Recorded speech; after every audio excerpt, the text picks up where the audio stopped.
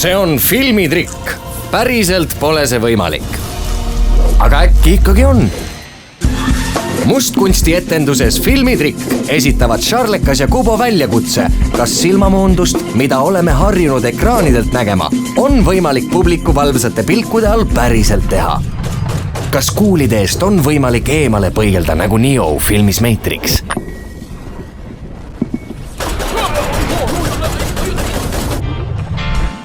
Inimeste mõtteid lugeda nagu professor X filmis X-Men?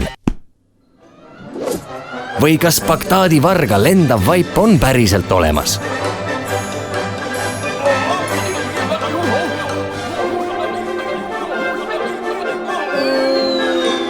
Nendele ja paljudele teistele põnevatele küsimustele leiate vastuse Mustkunstietenduses Filmitrikk.